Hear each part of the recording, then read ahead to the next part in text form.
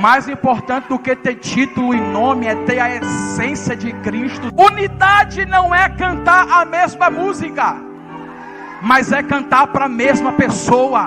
No céu não vai ter título, no céu não vai ter placa, no céu vai ter a noiva, no céu vai ter a noiva, e a marca dela é o sangue. Nós criticamos os católicos porque adoram imagem e nós adoramos homens. Eu sou de Apolo, eu sou de Paulo, eu sou de Pedro. Aí Paulo chega e diz: quem é Paulo? Quem é Apolo? Quem é Pedro? A não ser servos de Cristo. Paulo plantou, Apolo regou, mas Deus deu crescimento. Abra sua Bíblia comigo, Atos dos Apóstolos,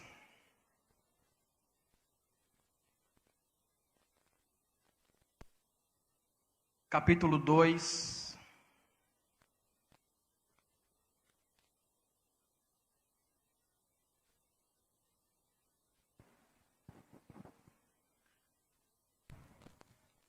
Enquanto você procura, eu quero a Deus estender minha gratidão por esse privilégio em poder comparecer a este evento, a essa igreja, a esse congresso. Para mim é um prazer muito grande estar com vocês aqui em Salvador, Bahia. É a minha primeira vez em Salvador. Eu já estive em Simões Filho, em Feira de Santana, mas em Salvador é a primeira vez. Deus abençoe a igreja de Salvador, em nome de Jesus. Deus abençoe sua vida, que veio aqui hoje com o coração aberto, com o seu espírito disposto a adorar Jesus. Amém? Que a palavra dessa noite você receba no seu espírito. Porque se você receber no seu espírito, nada arranca ela de você. Se você receber na sua alma, as emoções podem arrancar, mas se você receber no espírito, triste ou feliz, você estará firmado na palavra, amém? Porque o espírito não age pela emoção, o espírito age pela fé, amém? Atos 2, 42. Eu quero falar hoje sobre um avivamento sustentável. Pilares que sustentam um avivamento. Bom, quantos acharam, digo amém. Está escrito: eles se dedicavam, em outras diz, e eles perseveravam no ensino dos apóstolos e na comunhão, no partir do pão e nas orações. E eles perseveravam na doutrina dos apóstolos, na comunhão, no partir do pão e nas orações. E você diz amém. Eu quero agradecer a Deus por essa oportunidade. Meu amigo Sandro Bispo é um amigo de longas datas, que eu tenho um carinho enorme, um homem de Deus, um grande líder, um servo do Senhor. Já tivemos algumas conversas de vir para esse congresso alguns anos atrás, mas não deu certo, mas hoje deu certo, nós estamos aqui. Muito obrigado por essa oportunidade, meu amigo, que o Senhor te conserve, te proteja e te faça cada dia mais prosperar em nome de Jesus. Meu amigo Walter Leite, auxiliar do Sandro nesse congresso, na organização, Deus abençoe em nome de Jesus. Cantor Gilmar Sampaio, meu amigo, Deus te abençoe. Pregador Samuel Sótinas. Eu acho que o David Montino não veio não foi? Mas Deus abençoe a todos em nome de Jesus. Eu quero agradecer muito ao pastor dessa igreja, ao anjo dessa igreja. Muito obrigado por o Senhor me conceder a sua tribuna para fazer uso da palavra do Senhor. Que Deus abençoe todos os obreiros em nome de Jesus, amém? Queridos, lá fora nós temos pouquíssimos materiais. Temos 2 temas em livros Um é do Leonardo Ravenhill, que se chama Por que Tarda o Pleno Avivamento? O outro é do Dr. Hernandes Dias Lopes, Avivamento Urgente. Esses 2 livros eu já li e confesso que eu li em lágrimas, pela profundidade, pela sensibilidade, pela espiritualidade que é depositada naquela escrita, e eu recomendo a você a compra desse livro. Eu acho que nós só temos 5 materiais, 5 a 6 lá fora. E quando eu vim de Recife para cá, eu fiquei sabendo que uma família de um grande amigo meu morava atrás de uma barreira grande e deu uma chuvada muito forte lá esses dias, e o que acabou foi que a barreira caiu por trás da casa dela. Ela tem 5 filhos, crianças pequenas ainda. Quando eu ouvi aquilo ali, eu fiquei muito sensibilizado, e eu quero que todo o recurso desse material eu vou depositar exclusivamente para ajudar eles lá. Então, se você adquirir, você vai estar abençoando e semeando em uma família que está precisando muito, tá bom? Em nome de Jesus. Yuri está por aí, Yuri? Ah, não, né? Pregador Yuri Zacarias, meu amigo, Deus abençoe em nome de Jesus. Amados, esses dias alguém me perguntou: qual para você o livro mais importante da Bíblia Sagrada? Eu respondi para ele: o de Atos dos Apóstolos. Na minha opinião, Atos é um dos principais livros da igreja. Se não existisse Atos, não existiria igreja. Por quê? Porque Atos é o livro da igreja. Atos é um divisor na história do cristianismo. Atos é o livro dos avivamentos. Atos é o livro dos fundamentos das viagens missionárias. Atos é o livro da igreja. Atos é o livro do Espírito Santo. Se você fizer um estudo sistemático de Atos dos Apóstolos, do capítulo 1 ao capítulo 28, você não vai encontrar a palavra amém. Por quê? Porque a palavra amém vem para determinar o fim de uma escrita. Ou seja, todas as vezes que o apóstolo Paulo iria encerrar uma carta direcionada a alguém ou a uma igreja, ele encerrava com a palavra amém. Por quê? Porque ele estava encerrando as suas palavras. Sendo que Atos dos Apóstolos não é uma carta, é um livro, é uma história, é o livro da igreja, e a igreja nunca vai ter fim. É por isso que não contém a palavra amém, porque o capítulo 29, nós estamos escrevendo ele até hoje, amém? Atos também pode ser chamado como Atos do Espírito Santo. Por quê? Porque desde o capítulo 2, quando o Espírito Santo desce sobre os irmãos, ele permanece com eles até o dia de hoje. E como o Espírito Santo nunca vai ter fim, ele estava com eles lá e está conosco hoje aqui também. Atos também pode ser chamado como o livro de Pedro e Paulo. Atos de Pedro e Paulo. Por quê? Porque do capítulo 1 ao capítulo 12, Pedro é o personagem principal. Do capítulo 13 ao capítulo 28, Paulo é o personagem principal. Atos é o livro dos fundamentos, dos princípios. Atos é o livro do exemplo. Atos é o livro das viagens. Atos é o livro do poder do Espírito Santo. Também Atos é o livro das vitórias. Se você estudar sistematicamente o livro de Atos, você vai encontrar a igreja sofrendo do capítulo 1 ao capítulo 28. Mas em todos eles, ela sempre foi vitoriosa.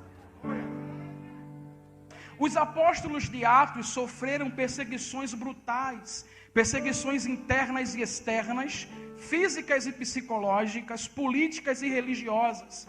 A perseguição começou com a zombaria de Estevão, dirigida aos apóstolos no dia de Pentecostes, e continuou com a tentativa do Sinédrio de calar os apóstolos, mandando prender e açoitá-los.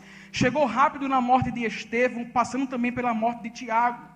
Muitos dizem e querem ser igual o apóstolo Paulo. Paulo, o maior pregador aquele que escreveu quase o Novo Testamento todo, aquele que marcou a história abaixo de Jesus, é consideravelmente o maior pregador, o maior missionário, o maior plantador de igreja abaixo de Cristo, é o apóstolo Paulo. Muitos comentam suas cartas, muitos falam dos seus privilégios, o homem que foi até o terceiro céu, que viu coisas inefáveis, mas poucas pessoas sabem do sofrimento que esse homem passou. Observe, Paulo foi apedrejado em Listra, açoitado em Filipos, expulso de Tessalônica, enxotado em Bereia, chamado de tagarela em Atenas, de impostor em Corinto, enfrentou feras em Éfeso, foi preso em Jerusalém, acusado em Cesareia, sofreu 3 naufrágios, foi preso novamente em Roma, porém em todas essas circunstâncias, Paulo sempre foi vitorioso. A perseguição, eu considero ela como o motor propulsor para que Deus venha dar o avanço à sua igreja. Muitas pessoas correm da perseguição, mas a perseguição é o motor que Deus usa, é o propulsor que Deus usa para fazer a sua igreja crescer. Em toda a história da igreja, ela foi perseguida, mas sempre que era perseguida, ela era vitoriosa. Sempre que morria crente, mais crentes nascia. Foi por isso que surgiu a frase de Tertuliano de Cartago, quando viu os heróis morrerem nas arenas, decapitado, comido pelas feras, e quando ele viu aquilo acontecer e os irmãos sempre crescer, ele disse: o sangue dos mártires é a sementeira da igreja. Quanto mais morre, mais cresce. Quanto mais acaba, mais cresce. Ninguém consegue deter a igreja. A pergunta é: qual era o segredo deles? Qual era o seu segredo? E eu te respondo: o segredo deles era que eles estavam fundamentados, é que eles estavam firmados, é que eles estavam enraizados. Falando sobre fundamento, bem sabemos que toda construção deve começar por seu fundamento. O fundamento é o que dá a forma inicial, a sustentação necessária e a completa direção para o andamento de uma construção. Por isso, o tamanho do edifício está inteiramente ligado ao tamanho do seu fundamento. Fundamentos pequenos geram edifícios pequenos, até porque se construir um edifício grande em cima de um fundamento fraco, a tendência é ele não ficar de pé. É como uma árvore grande com raízes frágeis e pequenas, só há um destino certo para ela, a queda. De fato, o que vemos é que o fundamento é essencial, pois tudo na vida tem como determinante o fundamento em que aquilo está firmado. Não seria diferente com o avivamento. Também é preciso salientar que todo avivamento tem que ter um fundamento. Mas a pergunta é: onde encontramos o fundamento? Acredito que a melhor forma de se encontrar o fundamento para sustentar um avivamento é na palavra de Deus. E como exemplo, o livro de Atos dos Apóstolos. O texto que nós lemos, ele nos dá pelo menos 3 fundamentos que os irmãos de Atos estavam firmados. Repita comigo: eles perseveravam na doutrina. O que sustentava eles e o que irá nos sustentar também é a perseverança na palavra. Hoje o que nós vemos é muitas pessoas vivendo uma vida inconstante, ou seja, uma oração, outra hora não são. Uma hora ora, outra hora não ora mais. Uma hora lê a Bíblia, outra hora para de ler. Isso acontecia muito com os irmãos de Corinto. Sendo assim, Paulo, que era o pastor da época, exortou e falou para eles: irmãos, sede firmes e constantes, sempre abundantes na obra do Senhor. E o recado que Paulo deu para eles é o mesmo de Deus para nós: vocês precisam ser perseverantes. O texto é claro: e eles perseveravam na doutrina dos apóstolos. A igreja em Atos era uma igreja que amava a palavra. Era uma igreja onde a palavra tinha a prioridade no culto. A igreja começou com um derramamento do Espírito, a pregação da palavra e a permanência dos crentes no ensino da palavra. Existem crentes que dizem ser cheios do Espírito, mas se perguntar para ele algo da palavra, ele mal sabe responder. Se o crente é cheio do Espírito, ele tem que estar firmado na palavra, porque é o Espírito de Deus que leva o povo de Deus a se submeter à palavra de Deus. A igreja primitiva era uma igreja firmada na palavra. Na minha opinião, a palavra é o pilar mais importante da igreja. Romanos 10, 17 diz que a fé vem pela palavra. João 17, 20 diz que Deus chama seus escolhidos pela palavra. João 17 diz que Deus santifica os seus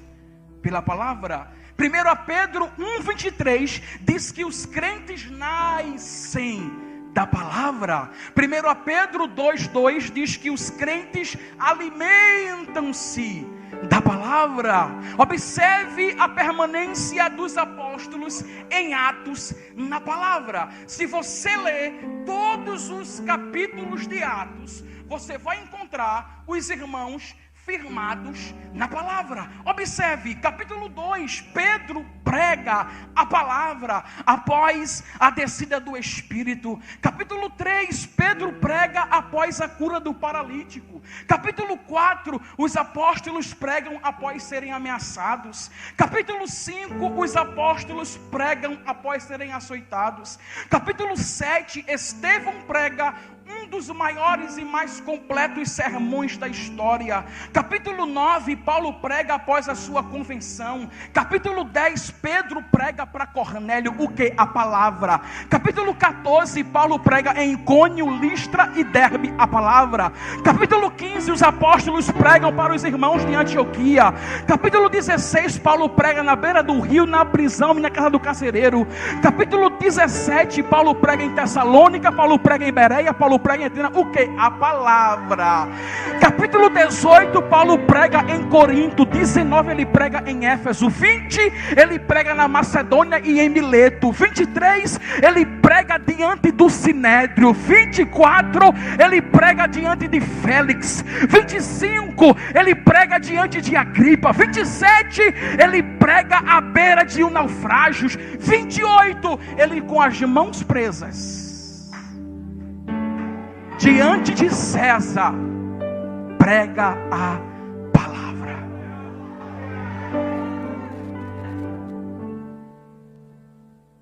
Em altos e baixos, em crise e em bonanças, em percas e em ganhos, em liberdade e em prisões, eles pregavam a palavra.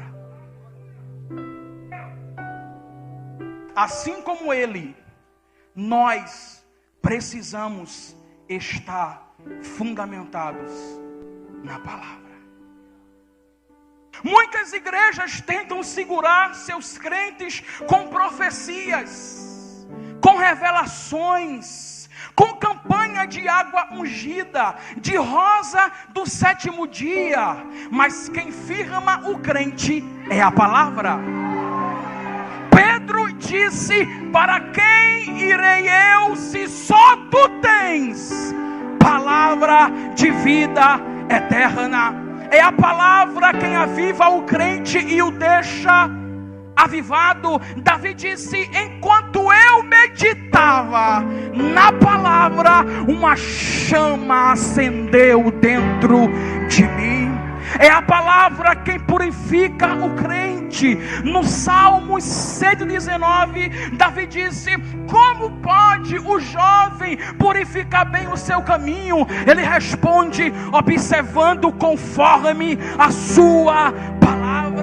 é a palavra que ilumina os passos de um crente. Davi disse-lhe: lâmpada para os meus pés é a tua palavra, Senhor, e luz para os meus caminhos. Alguém diz que é só gritar e pular que o fogo desce, mas Davi disse que é a palavra que despede labareda de fogo. Se você tem palavra, levanta ela para cima e, por favor, abra sua boca e dá um grito de glória, porque Deus da palavra merece.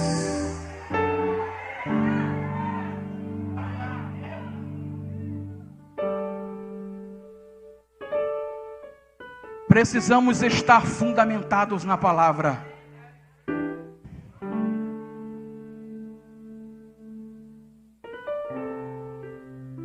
Jesus venceu o diabo na palavra. Muitas pessoas querem correr e sair marchando. Diabo não tem medo disso. Diabo não tem medo de línguas estranhas, nem de quem marcha, nem de quem pula. Ele tem medo de quem tem vida com a palavra. O que me chama a atenção é que tanto Jesus como o diabo usou a palavra. Mas por que Jesus causou mais efeito? Porque Jesus vivia a palavra. Quem fala de boca para fora não tem efeito, mas quem está enraizado, o vento sopra, a perseguição vem,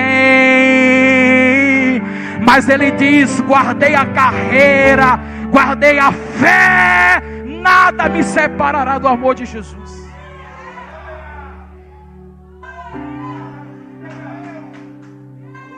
Sarado vive na palavra. Quem sara é a palavra. Quando a nascente de reis estava levando morte para a cidade, disseram: pega sal, vai na fonte, não é preciso rodar não, é só depositar o sal lá, que acontece a cura. Nós precisamos estar firmados na palavra, irmãos. Nós precisamos estar enraizados na palavra, porque é a palavra quem sustenta. Quem está firmado na palavra é igual Inácio de Antioquia.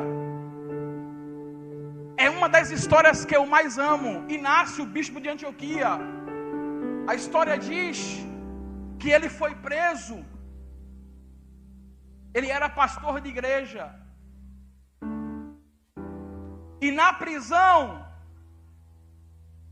alguém foi visitá-lo. E quando chegou lá, falou assim: Inácio, fica tranquilo. Nós iremos até o imperador falar com ele para te soltar. Nós iremos rogar. Nós iremos suplicar por ti. Ele falou: é o quê? Vocês vão o quê? Não, nós não queremos que você não quer que eu morra. Ele falou: espera só um minutinho que eu vou escrever uma carta e vocês levam até eles lá, tá bom? Ele disse: tá certo. Ele começou a escrever uma carta e estava escrito assim: não tenho a minha vida por tal benevolência, porque eu sou o trigo de Deus, que escolhi ser moído pelos dentes das feras, até me tornar o pão fresco de Cristo. Que é isso, Inácio? Endoidou. Ele disse: tem mais. Diga às feras que se quando eu chegar na arena elas estiverem com pouca raiva, eu desço e meto a mão na cara delas. Quem está firmado na palavra não tem medo de perseguição, de luta, de prova. Quem é sarado na palavra levanta a mão para os céus e libera um grito de glória, pelo amor de Deus. Se você tem palavra, reaja! Sim!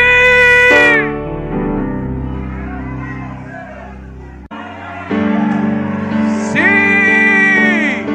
Levanta a tua mão e solta esse leão que está aí dentro! Isso!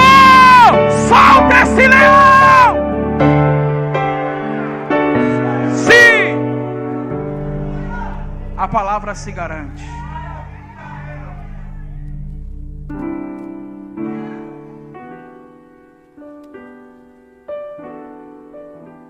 Deixa eu correr porque o tempo está correndo também. Eu só comecei agora, tá? Diga, eles perseveravam na palavra. Esse era o primeiro pilar deles. Segundo, eles perseveravam na comunhão. Diferente de algumas igrejas de hoje, a igreja de Atos era uma igreja unida. A unidade reinava no seio da igreja. Os crentes colocavam em prática aquilo que haviam aprendido e ensinado com Jesus. A Bíblia diz que os crentes partilhavam os seus bens com os irmãos que não tinham nada. Hoje, para dar dízimo e oferta já é complicado, mas não é para repartir o bem.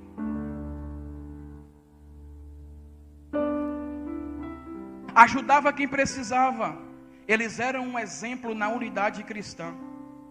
Em uma das orações mais importantes de Jesus, em João 17, quando Jesus orou por nós, ele orou assim. João 17, 20 e 21.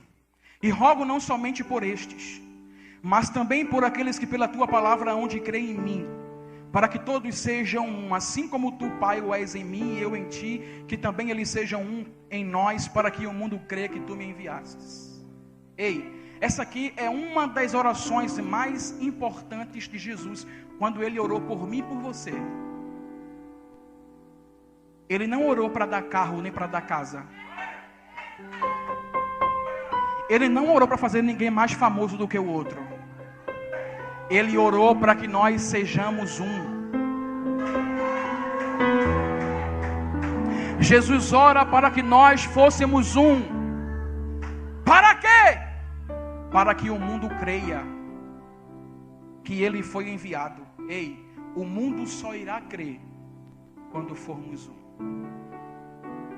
Existe um lugar de bênção na união. E existe um lugar de fé na união. Se você não suporta sentar do lado do seu irmão aqui na terra, o céu não te pertence.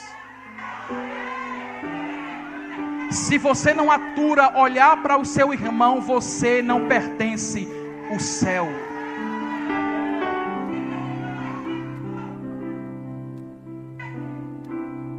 O problema é que as brigas dentro da igreja acabou com o seu poder, irmãos. A briga dentro da igreja, dos grupos, dos cargos, dos títulos, das cadeiras. Jesus falou, meu filho, mais importante do que ter cargo é ter vida. Mais importante do que ter título e nome é ter a essência de Cristo dentro. Vocês precisam ser um, porque eu e o Pai, eu e o Pai, eu e o Pai, eu e o Pai. Ei, se você não consegue aprender com Jesus, você não vai aprender com mais ninguém, querido. Se você não consegue se submeter àquilo que o Senhor está ensinando, você não vai dar ouvido mais a ninguém. Você precisa ser um comigo e eu preciso ser um com você. Nós precisamos ser um. Unidade não é cantar a mesma música, mas é cantar para a mesma pessoa. Unidade é um vestir terno e um vestir normal, mas ambos cantam para o Rei. No céu não vai ter título, no céu não vai ter placa, no céu vai ter a noiva, no céu vai ter a noiva, e a marca dela é o sangue de Jesus.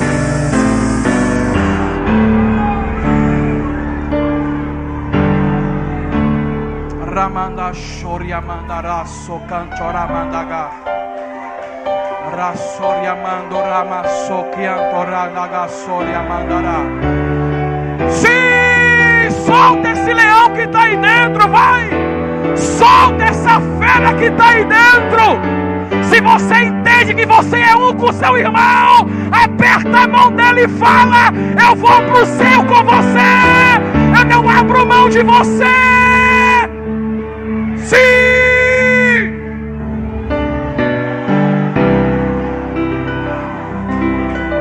Diz: ei, olha para ele e diga: ei, sem você eu não vou, eu só vou se você for.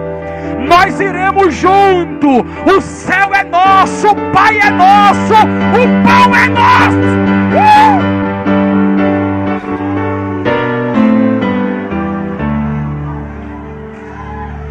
Jesus disse: Pai nosso que estás nos céus, santificado seja o teu nome, venha a nós o teu reino, e seja feita a tua vontade, assim na terra como no céu. O pão nosso de cada dia nos dai hoje, perdoai-nos.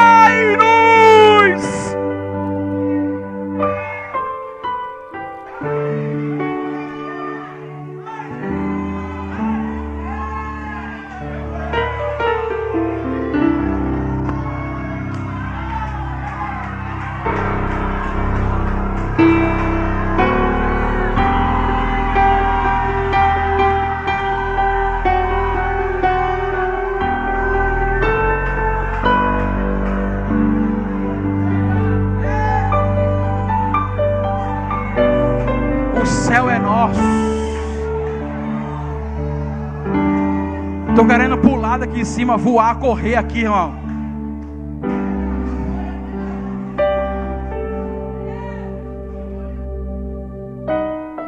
Segura aí, irmão. Segura aí, irmão.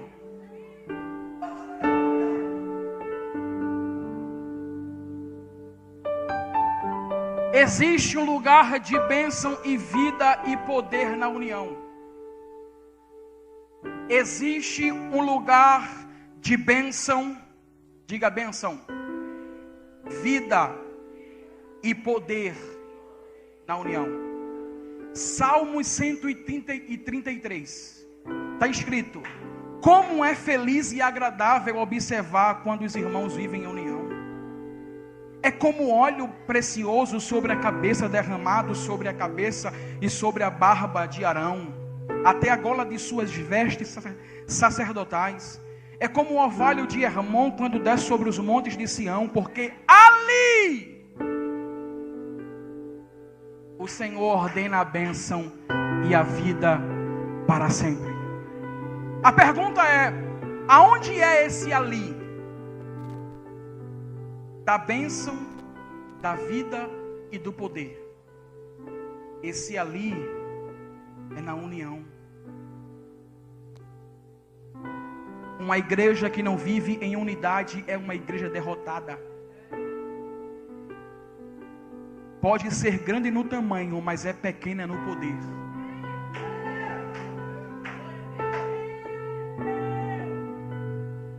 Me responda algo. Corinto e Atos, quem era maior? Maior era Corinto. Mas a pergunta é: quem era mais poderosa?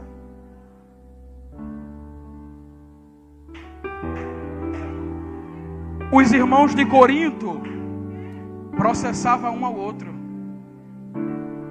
Os irmãos de Corinto diziam: eu sou de Apolo, eu sou de Paulo, eu sou de Cefas. Faziam deuses. Nós criticamos os católicos porque adoram imagem e nós adoramos homens.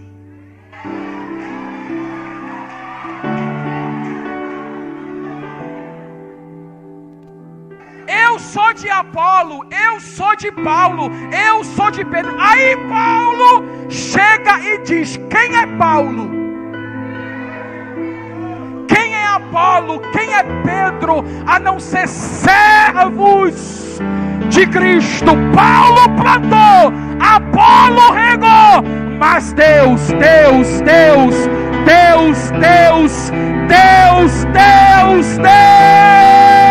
Deus deu crescimento.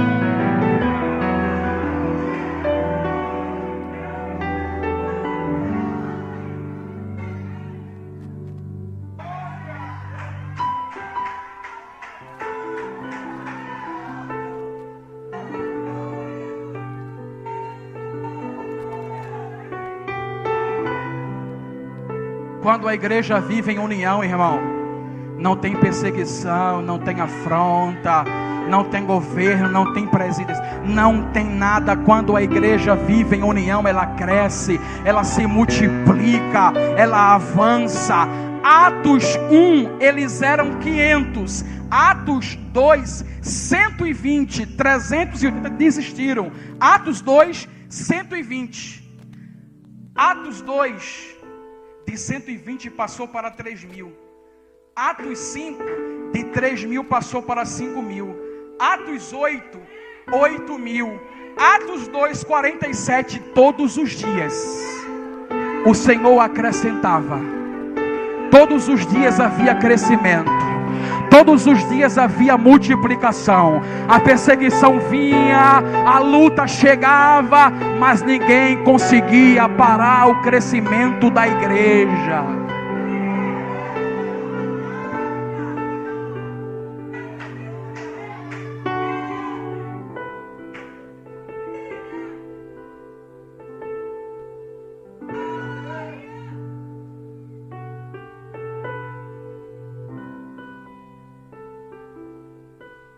E eles perseveravam na oração.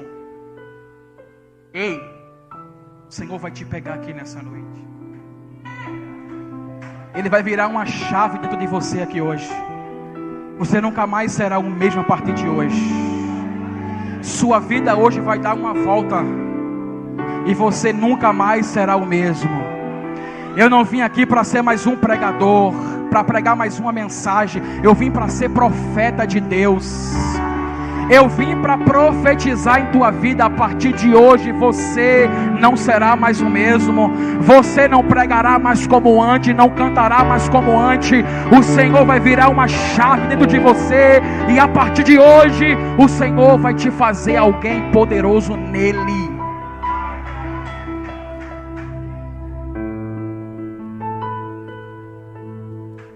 E eles perseveravam na oração. Essa é a parte que eu mais gosto. Se quer ir embora, é melhor ir agora.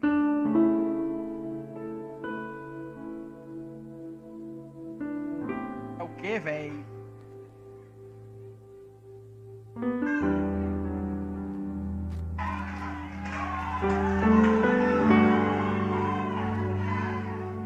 E eles perseveravam na oração. Ei, a igreja primitiva era um exemplo no que se diz respeito à oração. Era uma igreja que orava constantemente. Você vai encontrar em quase todo o livro de Atos, que é narrado a história da igreja, que a igreja ora incessantemente. Existem igrejas que são gigantes no saber. Na teologia elas são igual Golias. São gigantes no saber, mas são pequeneus na oração. As reuniões de oração são as menos frequentadas. Os círculos de oração são os menos visitados. A igreja que não ora é uma igreja morta. John Wesley já dizia que a oração é o oxigênio da alma. David Pionchu diz que a oração é a chave do avivamento. Charles Finney diz: se não houver oração e lágrimas, não haverá avivamento. Charles Spurgeon dizia: muita oração, muito poder. Pouca oração, pouco poder. Nenhuma oração, nenhum poder.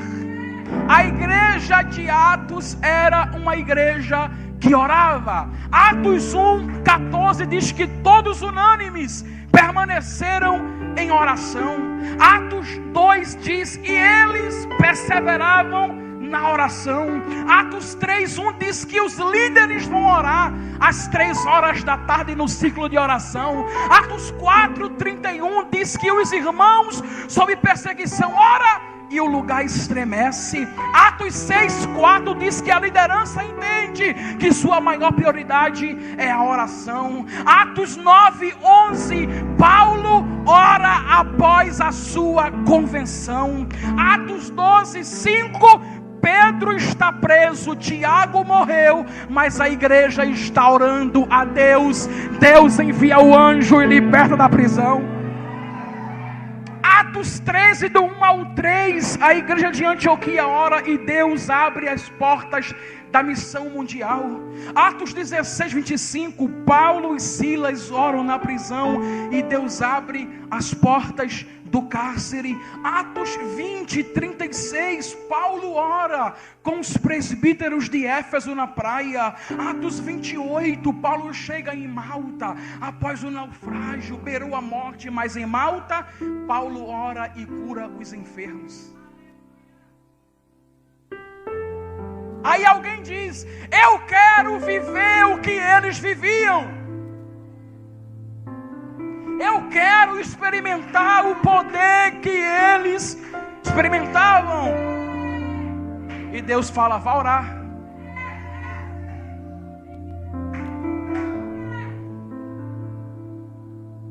Os irmãos estavam constantemente orando, irmão. Sem oração não há ferida sarada.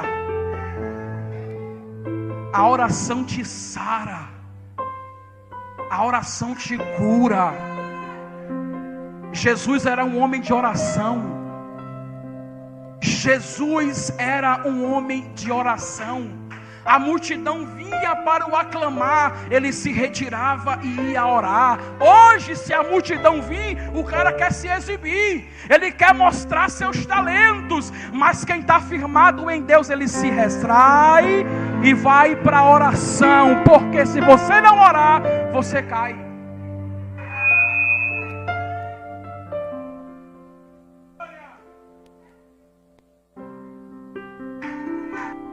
Eu concordo com uma frase do meu amigo pastor Eliseu Rodrigues, quando diz: o tempo que você passa sem orar é o tempo que você usa para poder pecar. Alguém diz: eu peco porque sou fraco. Você peca porque você não ora.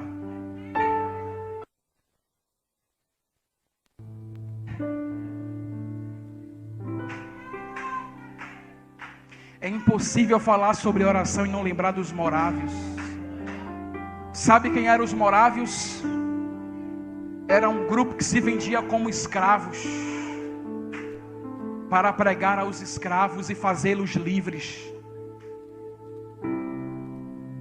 E a história diz que os morávios oraram 100 anos, ininterruptos, 24 horas por dia.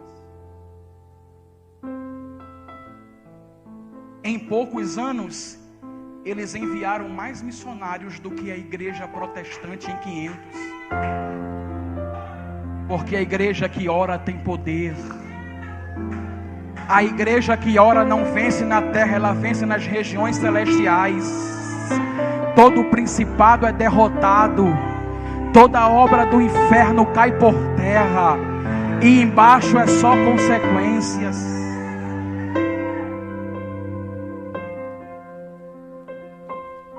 A igreja brasileira hoje sofre para enviar um missionário. É uma luta, é uma guerra.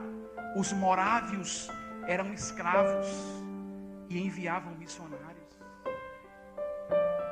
Qual era o problema? Não é com a Bíblia, ela é imutável. Não é com Deus, ele é imutável. Não é com a Bíblia, ela não pode falhar. O problema somos nós que não oramos e não temos poder nenhum. A igreja que não ora é uma igreja morta, irmão. A igreja que não ora não sobrevive. E quando eu falo de igreja, eu falo tanto no coletivo como no individual. Você não pode terceirizar a sua intimidade com Deus. Vida com Deus não é terceirizada. Você não se apoia em um e nem em outro. Intimidade é pessoal. E outra, existem pessoas que só conseguem ser íntimo em público. Intimidade que tem plateia é pornografia. Intimidade é no secreto. Ninguém está vendo, mas Deus está vendo. Ninguém está olhando, mas Deus está olhando. Você está chorando, está orando, está se consagrando, está humilhando, e o Senhor fará acontecer por você. Não tem palavras, chora. Não fala em línguas, mas não deixa de orar. O grande avivamento do país de Gales em 1904 começou com uma reunião de oração liderada por Evan Roberts. Em uma semana, a reunião se tornou o maior acontecimento da cidade e quase toda a população afluía para a igreja. Por quê? Porque ela estava orando. Poucos meses, o fogo de Deus varreu todo o país. Iam aos templos e às praças para buscarem a face de Deus. Caravanas de todas as partes do mundo chegavam ali para ver coisas extraordinárias acontecendo. As reuniões de oração varavam à noite. O povo tinha alegria em ir à casa de Deus. Os grandes estádios de futebol ficavam vazios, os cinemas ficavam vazios e os templos lotavam. Havia um avivamento acontecendo ali. E tudo começou na oração. Eu ouço um clamor de Deus no meu espírito hoje. Você precisa orar. Eu ouço Deus clamando no meu espírito hoje. Diga à minha igreja: vocês precisam orar. Vocês precisam orar. Ei, não é tempo de muitas palavras, é tempo de queimar por Jesus. É tempo de rasgar seu coração, chorar diante dele e dizer: Senhor, sem ti não tem nada, sem ti nada tem mais razão. Se o Senhor não estiver comigo, eu abro mão de tudo, eu não quero mais nada. Eu não quero ministério, eu não quero carro, eu não quero casa. Eu só quero queimar de amor por ti. Eu só quero me derramar em tua presença. O Senhor vai restaurar a sua vida de oração aqui nessa noite. Pessoas que já fazem semanas, meses que não ora, o Senhor vai te pegar aqui nessa noite.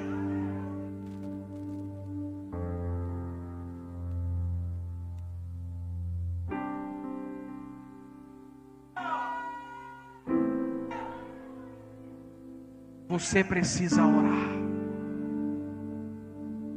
Os irmãos viviam algo poderoso, extraordinário, grandioso, porque eles estavam orando.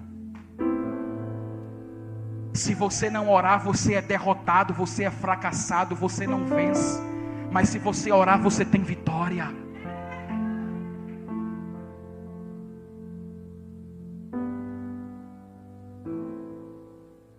O Senhor está nos clamando nessa noite: ei, vocês precisam orar. Vocês precisam buscar a minha face.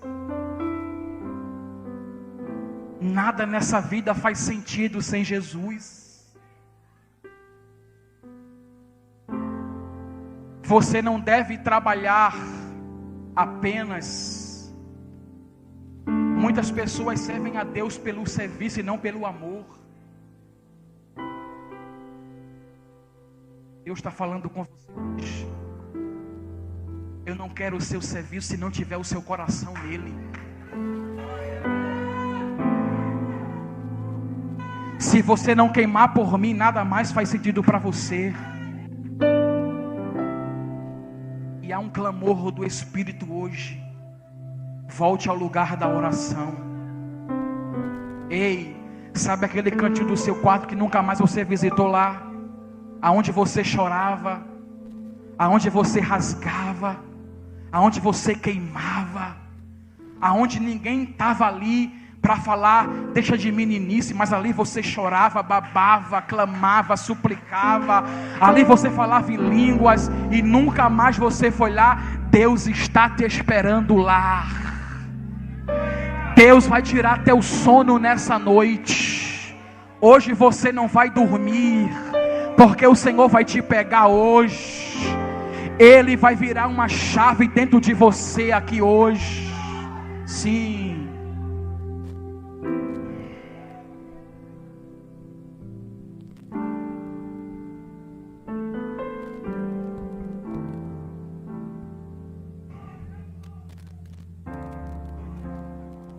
Sim.